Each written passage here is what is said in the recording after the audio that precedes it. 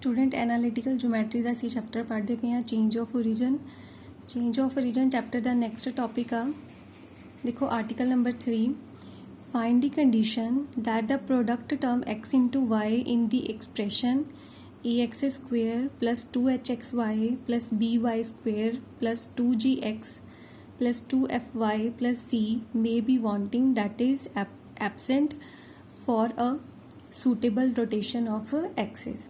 So article number 3 च की कह रहा कि इस एक्सप्रैशन दे विच ਉਹ वाली कंडीशन फाइंड करो जिहदे दे नाल मिक्सड टर्म ਜਾਂ product term x into y जो आ ਉਹ ओमिट हो जाए मीनस आ वाली जो टर्म आ 2h x इंटू वाई ये टर्म ਨੂੰ ਅਸੀਂ खत्म कर दिए by using rotation of axis. So वो कंडीशन असी फाइंड करनी है कि किस एंगल दे नाल इस इक्वेशन नू रोटेट किया जाए या किस एंगल दे नाल एक्सिस नू रोटेट किया जाए कि इस इक्वेशन दे विच जो मिक्सड टर्म आ रही है साडे कोल एक्स इंटू वाई वो एबसेंट हो जाए या वो वैनिश हो जाए और खत्म हो जाए।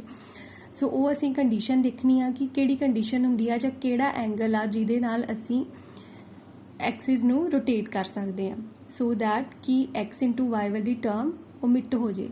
सो देखो आर्टिकल का प्रूफ नहीं देखांगे बस असी कंडीशन देखनी है। सो कंडीशन देखो किहड़ी आ देखो अनदर फॉर्म दे विच show that angle theta through which the axis may be rotated so that the product term x into Y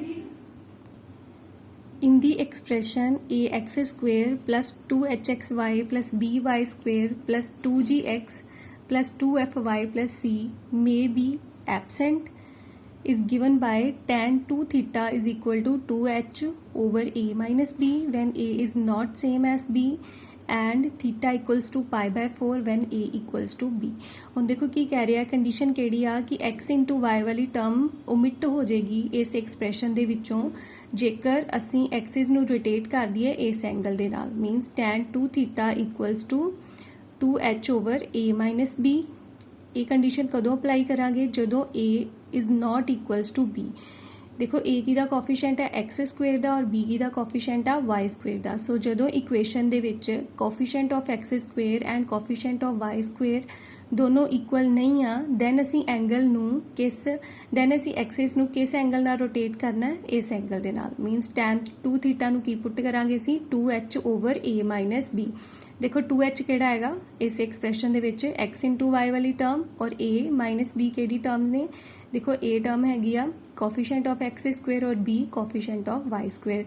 सो जे एक्सप्रैशन दे विच a एंड b दोनों सेम नहीं ने then tan 2 theta equals to 2h over a minus b ਅਸੀਂ angle ਲਵਾਂਗੇ ਜਿਹਦੇ through ਅਸੀਂ एक्सिस ਨੂੰ रोटेट ਕਰਾਂਗੇ ਸੋ दैट ਸਾਡੇ ਕੋਲ ਮਿਕਸਡ ਟਰਮ ਜਿਹੜੀ ਆ ਉਹ ओमिट हो जाएगी।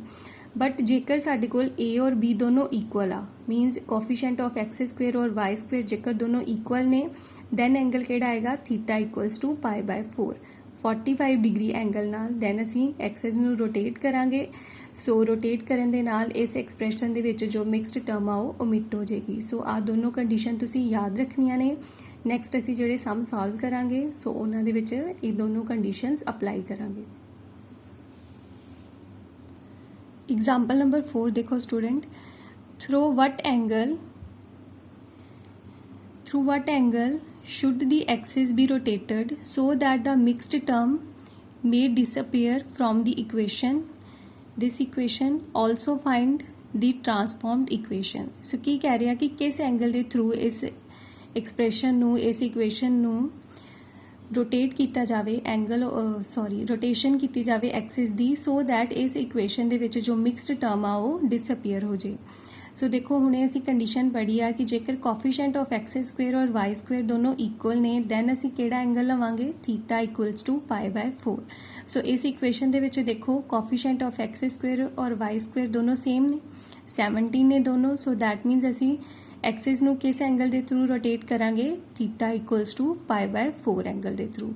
सो देखो सोल्यूशन देखो इदा गिवन इक्वेशन लिख ली then comparing this equation with this expression. So इस एक्सप्रैशन दे नाल इस इक्वेशन नू कंपेयर करोगे a दी वैल्यू आ गई 17 एच की वैल्यू कितनी आ जाएगी, देखो 2h किहदे कोल आना है -16 दे, सो कैलकुलेशन करोगे h इज़ इक्वल टू की आ गया -8 और b की वैल्यू आ गई 17। हुण देखो a इक्वल्स टू b आ, so therefore to remove the mixed term x into Y we rotate the axis through an angle theta equals to 45 degree.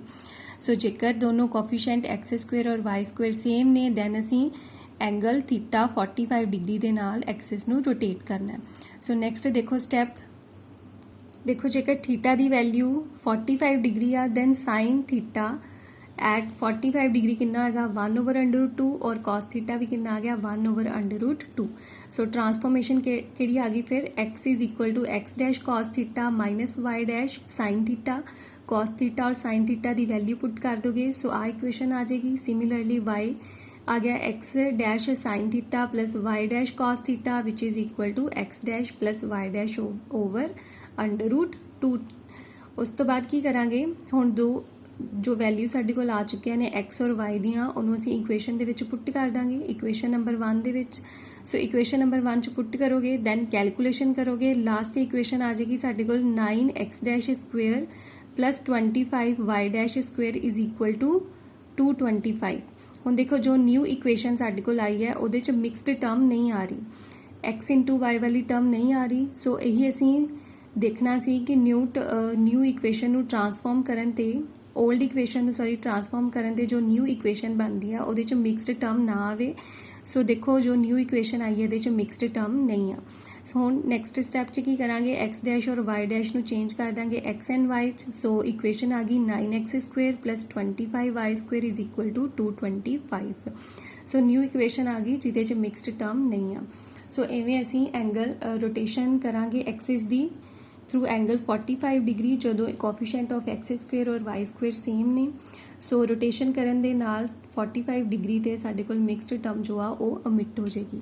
देखो ये सम जिहड़े ने इंपॉर्टेंट ने, इवें दे सम एग्जाम दे विच आ जांदे ने। हुण एक्सरसाइज दे विच जिन्ने भी मिक्सड टर्म वाले सम ने वो बिल्कुल तुसीं सेम इसे मैथड नाल सॉल्व करोगे। उस तो बाद नैक्सट सम देखो एग्जाम्पल नंबर 6। देखो एग्जाम्पल नंबर 6 ऑलरेडी एग्जाम दे विच एक क्वेश्चन आ चुका है, सो ये भी इंपॉर्टेंट आ। सो देखो किवें सॉल्व करना है इनू। By a suitable translation and rotation of axis remove the terms x, y and x into Y from the equation. So देखो by suitable translation and rotation of axis, translation का की मतलब आ change of origin. So origin नू change करना है and rotation of axis mean angle rotate axis नू rotate करना है through angle so that mixed term की हो जाए ओमिट हो जाए। हुण देखो असीं पिछली एक्सरसाइज दे विच पढ़िया सी कि एक्स और वाई वालियां टर्म नू लीनियर टर्म नू ओमिट कीता सी। सो लीनियर टर्म्स नू ओमिट करन दे लई असीं shift of origin मीनस change of origin वाला मैथड यूज़ कीता सी। सो इस सम दे विच भी जदों असीं एक्स वाई वालियां टर्म्स नू ओमिट करना है दैन पिछली एक्सरसाइज वाला मैथड अप्लाई करांगे। सो मैथड अप्लाई करन दे नाल लीनियर टर्म साडे कोल ओमिट हो जाणगियां। सो लीनियर टर्म ओमिट होण ते जो न्यू इक्वेशन आएगी ਉਹਦੇ 'ਚ ਅਸੀਂ रोटेशन ऑफ एक्सिस वाला मैथड लगावांगे ਜਿਹਦੇ ਨਾਲ मिक्सड टर्म ओमिट हो जाएगी। सो ਸਾਡੇ ਕੋਲ फाइनल इक्वेशन आ जाएगी। सो दो मैथड ਅਸੀਂ ਇਸ ਸਮ ਦੇ ਵਿੱਚ ਅਪਲਾਈ ਕਰਨੇ ਨੇ। सो देखो गिवन इक्वेशन लिख ली, then to remove the first degree terms shift the origin to h, k। So first degree terms ਨੂੰ ओमिट ਕਰਨ ਦੇ ਲਈ ओरिजिन ਨੂੰ शिफ्ट ਕਰਾਂਗੇ ਅਸੀਂ h, k ਪੁਆਇੰਟ ਤੇ।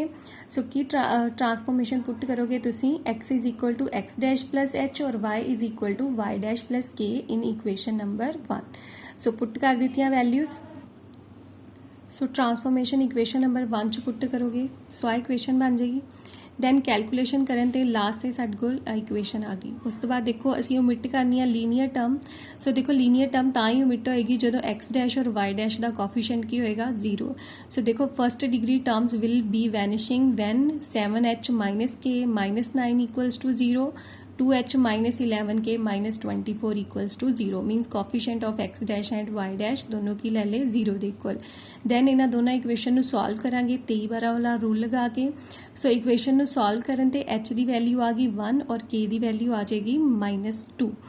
सो जेकर असीं ओरिजिन नू शिफ्ट करदे हां h एंड ओरिजिन नू शिफ्ट करदे हां 1 एंड -2 पॉइंट ते दैन साडे कोल लीनियर टर्म की हो जाएगी ओमिट हो जाएगी। उस तो बाद नैक्सट स्टैप च देखो ਸੋ ਐਚ ਔਰ ਕੇ ਦੀ ਵੈਲਿਊ ਇਕੁਏਸ਼ਨ ਨੰਬਰ 2 ਚ ਪੁੱਟ ਕਰਨ ਤੇ ਸਾਡੇ ਕੋਲ ਲਾਸਟ ਇਕੁਏਸ਼ਨ ਬਣ ਜੇਗੀ ਦਿਸ ਇਕੁਏਸ਼ਨ। ਹੁਣ ਦੇਖੋ ਜੋ ਨਿਊ ਇਕੁਏਸ਼ਨ ਆਈ ਹੈ ਇਹਦੇ ਚ ਲੀਨੀਅਰ ਟਰਮਸ ਔਰ ਫਸਟ ਡਿਗਰੀ ਵਾਲੀਆਂ ਜੋ ਟਰਮ ਨੇ ਉਹ ਦੋਨੋਂ ਹੀ ਓਮਿਟ ਹੋ ਚੁੱਕੀਆਂ ਨੇ। ਹੁਣ ਨੈਕਸਟ ਸਟੈਪ 'ਚ ਅਸੀਂ ਕੀ ਕਰਨਾ ਹੈ ਕਿ ਜੋ ਮਿਕਸਡ ਟਰਮ ਆ means x dash into y dash ਵਾਲੀ ਟਰਮ ਆ ਇਹਨੂੰ ਓਮਿਟ ਕਰਨਾ ਹੈ। ਸੋ ਦੇਖੋ to remove the term containing x dash into y dash rotate the axis through angle theta such that tan 2 theta is equal to -4 over 14 minus 11। ਸੋ ਦੇਖੋ ਅਸੀਂ condition ਪੜ੍ਹੀ ਆ ਕਿ ਜਦੋਂ ਅਸੀਂ ਮਿਕਸਡ ਟਰਮ ਨੂੰ ਓਮਿਟ ਕਰਦੇ ਹਾਂ ਦੈਨ ਜਾਂ ਤਾਂ ਅਸੀਂ ਐਂਗਲ ਨੂੰ ਰੋਟੇਟ ਕਰਾਂਗੇ 45 ਡਿਗਰੀ ਦੇ ਥਰੂ ਜਾਂ ਫਿਰ tan 2 theta is equal to 2h over a minus b ਦੇ ਥਰੂ। ਹੁਣ ਦੇਖੋ ਆਹ ਫਾਰਮੂਲਾ ਅਸੀਂ ਉਦੋਂ ਅਪਲਾਈ ਕਰਨਾ ਹੈ ਜਦੋਂ coefficient of x square and coefficient of y square ਦੋਨੋਂ ਸੇਮ ਨਹੀਂ ਆ। ਸੋ ਹੁਣ ਦੇਖੋ ਇਸ ਸਮ ਦੇ ਵਿੱਚ x ਡੈਸ਼ ਸਕੁਏਅਰ ਦਾ ਕੋਫੀਸ਼ੀਐਂਟ ਆ 14 ਔਰ y ਡੈਸ਼ ਸਕੁਏਅਰ ਦਾ ਕੋਫੀਸ਼ੀਐਂਟ ਆ 11। ਸੋ ਦੋਨੋਂ ਸੇਮ ਨਹੀਂ ਨੇ ਮੀਨਸ a ਜੋ ਆ ਉਹ b ਦੇ ਇਕੁਅਲ ਨਹੀਂ ਆ। ਸੋ ਜਦੋਂ a b ਦੇ ਇਕੁਅਲ ਨਹੀਂ ਆ ਦੈਨ ਅਸੀਂ ਕਿਹੜਾ ਐਂਗਲ ਲੈਣਾ ਹੈ tan 2 theta equals to 2h over a minus b ਔਰ ਇੱਥੇ 2h ਦੀ ਵੈਲਿਊ ਕਿੰਨੀ ਆ -4। ਸੋ ਵੈਲਿਊ ਪੁੱਟ ਕਰਨ ਤੇ ਆ ਚੀਜ਼ ਆ ਜਾਏਗੀ। So that means tan 2 theta ਕਿਹਦੇ ਇਕੁਅਲ ਆ ਗਿਆ -4 over 3 ਦੇ ਇਕੁਅਲ। ਉਸ ਤੋਂ ਬਾਅਦ tan 2 ਥੀਟਾ ਦਾ ਫਾਰਮੂਲਾ ਅਪਲਾਈ ਕੀਤਾ। ਸੋ ਕੈਲਕੂਲੇਸ਼ਨ ਕਰੋਗੇ ਇੱਕ ਇਕੁਏਸ਼ਨ ਬਣ ਜਾਏਗੀ tan ਥੀਟਾ ਦੇ ਵਿੱਚ ਕੁਆਡਰੇਟਿਕ ਬਣ ਗਈ। ਸੋ tan ਥੀਟਾ ਦੇ ਵਿੱਚ ਜੋ ਕੁਆਡਰੇਟਿਕ ਹੈ ਇਹਨੂੰ ਡਿਸਕ੍ਰਿਮੀਨੇਸ਼ਨ ਵਾਲਾ ਫਾਰਮੂਲਾ ਲਗਾ ਕੇ ਅਸੀਂ ਸੋਲਵ ਕਰਾਂਗੇ। ਸੋ tan ਥੀਟਾ ਦੀ ਵੈਲਿਊ ਕਿੰਨੀ ਆ ਜਾਏਗੀ ਜਾਂ ਤਾਂ 2 ਜਾਂ ਫਿਰ -1/2। ਸੋ ਦੇਖੋ ਤੁਸੀਂ tan ਥੀਟਾ ਦੀ ਇਹਨਾਂ ਦੋਨਾਂ ਵਿੱਚੋਂ ਕੋਈ ਵੀ ਵੈਲਿਊ ਲੈ ਕੇ ਟਰਾਂਸਫੋਰਮੇਸ਼ਨ ਜਿਹੜੀ ਅਪਲਾਈ ਕਰ ਸਕਦੇ ਹੋ ਦੋਨੋਂ ਵੈਲਿਊਜ਼ ਦੇ ਆਨਸਰ ਸੇਮ ਆਏਗਾ। ਸੋ ਇੱਥੇ ਲੈ ਰਹੇ ਨੇ tan ਥੀਟਾ ਇਕੁਅਲਸ ਟੂ -1/2। ਦੇਖੋ ਜੇਕਰ tan ਥੀਟਾ -1/2 ਆ ਦੈਨ sin ਥੀਟਾ ਕਿੰਨਾ ਹੋਏਗਾ -1 over √5 ਔਰ cos ਥੀਟਾ ਹੋਏਗਾ 2 over √5। ਸੋ ਆ ਜੋ ਸਟੈਪ ਆ ਅਸੀਂ ਪਿਛਲੀ ਵੀਡੀਓ ਦੇ ਵਿੱਚ ਡਿਸਕਸ ਕਰ ਚੁੱਕੇ ਹਾਂ ਕਿ ਪਾਈਥਾਗੋਰਸ ਥਿਊਰਮ ਦੇ ਅਕੋਰਡਿੰਗਲੀ ਆ ਵੈਲਿਊ ਆ ਜਾਂਦੀ ਹੈ। ਉਸ ਤੋਂ ਬਾਅਦ ਦੇਖੋ ਇਕੁਏਸ਼ਨਸ ਆਫ ਟਰਾਂਸਫੋਰਮੇਸ਼ਨ ਆ ਗਈਆਂ। x dash is equal to capital X cos theta -y sin theta. ਦੇਖੋ ਜੋ ਇਕੁਏਸ਼ਨ ਆ ਉਹ x ਡੈਸ਼ ਦੇ ਵਿੱਚ ਆ ਇਸ ਕਰਕੇ x ਡੈਸ਼ ਲੈ ਰਹੇ ਆ ਔਰ ਇੱਥੇ ਕੈਪੀਟਲ X ਲੈ ਰਹੇ ਆ। ਸੋ ਇੱਥੇ cos ਥੀਟਾ ਔਰ sin ਥੀਟਾ ਦੀ ਵੈਲਿਊ ਪੁੱਟ ਕਰਨ ਤੇ ਕੀ ਆ ਗਿਆ 2x + y over √5 ਔਰ y ਡੈਸ਼ ਕਿਤੇ ਕੋਲ ਆ ਗਿਆ -x + 2y over √5। ਸੋ ਆ ਦੋਨੋਂ ਸਬਸਟੀਟਿਊਸ਼ਨ ਕਰਾਂਗੇ ਅਸੀਂ ਇਕੁਏਸ਼ਨ ਨੰਬਰ 3 ਦੇ ਲਈ। ਸੋ ਇਕੁਏਸ਼ਨ ਨੰਬਰ 3 ਚ ਪੁੱਟ ਕਰਨ ਤੇ ਆ ਇਕੁਏਸ਼ਨ ਬਣ ਜਾਏਗੀ। ਸੋ ਕੈਲਕੂਲੇਸ਼ਨ ਕਰੋਗੇ ਲਾਸਟ ਦੀ ਇਕੁਏਸ਼ਨ ਆ ਗਈ 3x² + 2y² = 5। ਸੋ ਦੇਖੋ ਜੋ ਨਿਊ ਇਕੁਏਸ਼ਨ ਹੁਣ ਬਣੀ ਆ ਉਹਦੇ ਚ ਮਿਕਸਡ ਟਰਮ ਓਮਿਟ ਹੋ ਚੁੱਕੀ ਆ। ਦੈਨ ਅਸੀਂ ਕੀ ਕਰਨਾ ਹੈ changing capital X to small x and capital Y to small y। So ਆ ਇਕੁਏਸ਼ਨ ਬਣ ਗਈ so which is the required equation. ਹੁਣ ਦੇਖੋ ਆ ਜੋ ਇਕੁਏਸ਼ਨ ਆਈ ਆ ਇਹਦੇ ਵਿੱਚ ਮਿਕਸਡ ਟਰਮ ਵੀ ਨਹੀਂ ਆ ਔਰ x y ਵਾਲੀ ਟਰਮ ਵੀ ਨਹੀਂ ਆ ਮੀਨਸ ਲੀਨੀਅਰ ਟਰਮ ਵੀ ਨਹੀਂ ਹੈਗੀ ਔਰ ਮਿਕਸਡ ਟਰਮ ਵੀ ਨਹੀਂ ਹੈਗੀ। ਸੋ ਜੇਕਰ ਤੁਹਾਨੂੰ ਸਮ ਦੇ ਵਿੱਚ ਤਿੰਨੋਂ ਹੀ ਟਰਮਸ ਓਮਿਟ ਕਰਨ ਦੇ ਲਈ ਕਿਹਾ ਗਿਆ ਹੈ ਦੈਨ ਤੁਸੀਂ ਸੇਮ ਬਿਲਕੁਲ ਇਸੇ ਮੈਥਡ ਦੇ ਨਾਲ ਹੀ ਸਮ ਨੂੰ ਸੋਲਵ ਕਰੋਗੇ। ਸੋ ਇਵੇਂ ਦੇ ਸਮ ਵੀ ਇੰਪੋਰਟੈਂਟ ਨੇ। ਸੋ ਦੋਨੋਂ ਤਰ੍ਹਾਂ ਦੇ ਸਮ ਇੰਪੋਰਟੈਂਟ ਨੇ ਦੋਨੋਂ ਹੀ ਸਮ ਜਿਹੜੇ ਨੇ ਉਹ ਐਗਜ਼ਾਮ 'ਚ ਆ ਜਾਂਦੇ ਨੇ। ਉਸ ਤੋਂ ਬਾਅਦ ਬੱਚੇ ਐਕਸਰਸਾਈਜ਼ 1B ਦੇ ਵਿੱਚ ਬਾਕੀ ਜਿੰਨੇ ਵੀ ਸਮ ਰਹਿੰਦੇ ਨੇ ਉਹ ਸਾਰੇ ਹੀ ਬਿਲਕੁਲ ਸੇਮ ਇਹਨਾਂ ਦੋਨੋਂ ਐਗਜ਼ਾਮਪਲ ਦੇ ਵਾਂਗ ਹੀ ਸੋਲਵ ਹੋਣੇ ਨੇ। ਸੋ ਦੇਖੋ ਹਰੇਕ ਸਮ ਦੇ ਵਿੱਚ ਉਹਨਾਂ ਨੇ ਕਿਹਾ ਹੋਏਗਾ ਕਿ ਮਿਕਸਡ ਟਰਮ ਨੂੰ ਰਿਮੂਵ ਕਰੋ ਜਾਂ ਤਿੰਨੋਂ ਟਰਮਸ ਨੂੰ ਰਿਮੂਵ ਕਰੋ ਲੀਨੀਅਰ ਟਰਮ ਨੂੰ ਵੀ ਤੇ ਮਿਕਸਡ ਟਰਮ ਨੂੰ ਵੀ। ਸੋ ਐਕਸਰਸਾਈਜ਼ 1B ਤੁਸੀਂ ਸੇਮ ਬਿਲਕੁਲ ਇਸੇ ਮੈਥਡ ਦੇ ਨਾਲ ਇਹਨਾਂ ਦੋਨੋਂ ਐਗਜ਼ਾਮਪਲ ਵਾਂਗ ਹੀ ਸੋਲਵ ਕਰਨੀ ਹੈ। ਦੇਖੋ ਟੋਟਲ 11 ਸਮ ਨੇ ਔਰ ਹਰੇਕ ਸਮ ਦੇ ਵਿੱਚ ਬਿਲਕੁਲ ਇਹੀ ਚੀਜ਼ ਕਹੀ ਗਈ ਆ ਕਿ ਮਿਕਸਡ ਟਰਮ ਨੂੰ ਰਿਮੂਵ ਕਰੋ ਜਾਂ ਫਿਰ ਲੀਨੀਅਰ ਟਰਮਸ ਔਰ ਮਿਕਸਡ ਟਰਮ ਨੂੰ ਰਿਮੂਵ ਕਰੋ। ਸੋ ਸਾਰੇ ਸਮ ਤੁਹਾਡੀ ਪ੍ਰੈਕਟਿਸ ਦੇ ਲਈ ਨੇ ਤੁਸੀਂ ਇਹ ਖੁਦ ਸੋਲਵ ਕਰਨੇ ਨੇ।